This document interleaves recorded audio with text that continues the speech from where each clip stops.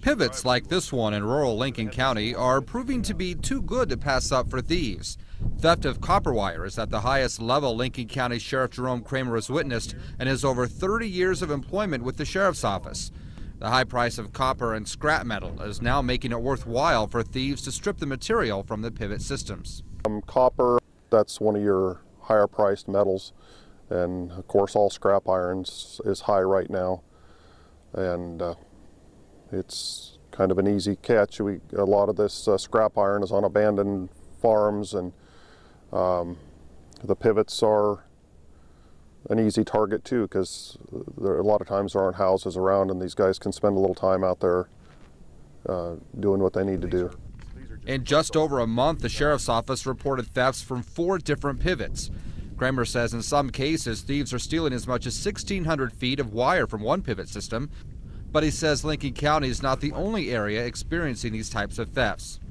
It's all around the state as far as the thefts of salvage steel and copper wire. It's a target everywhere. I know UP is having trouble, and other areas with farming is having trouble as well. Dawson County's got a string going on right now, and that we're working with them on.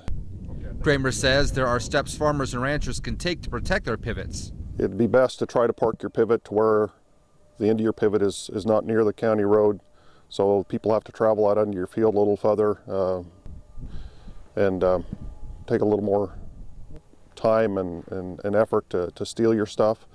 Those bundles of wire that are on top of these pivots are simply clipped on there with a little bent piece of metal, and probably if you could take a little time and run along there and put on some larger hose clamps, large hose clamps that go clear around that pipe.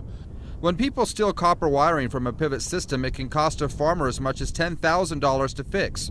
Kramer says that is why it is so important to report any suspicious activity so they can prevent the thefts from becoming a bigger problem.